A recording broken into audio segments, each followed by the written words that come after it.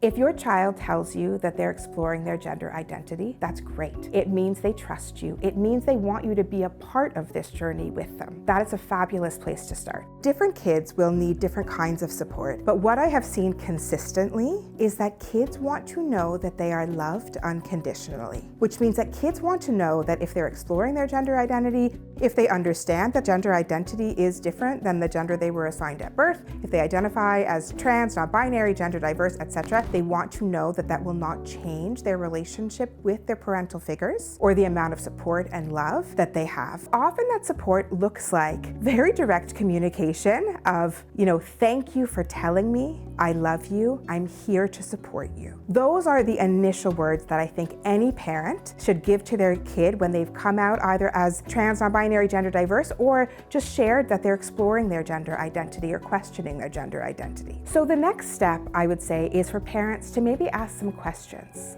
to give the child an opportunity to actually share what's going on for them. For some folks, exploring their gender identity can be really exciting and like a really awesome time, and they really want to share it with the important people in their lives, which often includes their parents. And sometimes it can be a really difficult time. Sometimes, I often see kids who feel anxious, who are worried about what it might mean for them, if there could be ramifications for their future, their, future employment opportunities, their familial relationships, their social relationships, their experiences at school.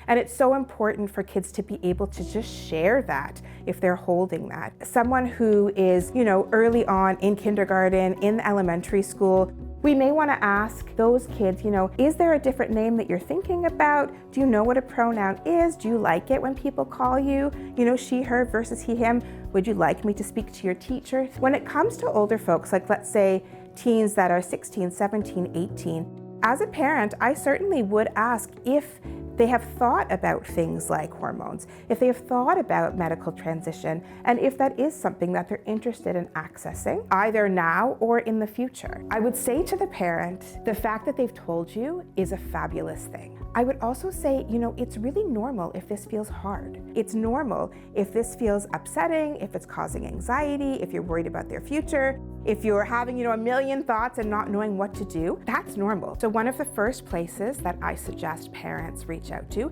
is your local PFLAG chapter. So PFLAG stands for Parents and Friends of Lesbian and Gays, and now encompasses also trans, gender diverse, and non-binary folks. They have chapters all over Canada, and they're a tremendous organization that can connect parents with resources and connects parents with each other. Some of the other recommendations that I have for parents is there's a wonderful program called Families in Transition. It was originally created at Central Toronto Youth Services, and they run that program out of there, and it's actually virtual, and folks can join it from all over Ontario, and at times even all over Canada. Another resource that I often suggest to folks is a service called Bounce Back Ontario. Bounce Back Ontario is a free, confidential program offered by the Canadian Mental Health Association of York Region and South Simcoe for folks who are exploring their gender identity, and for parents who are supporting their kids who are exploring their gender identity.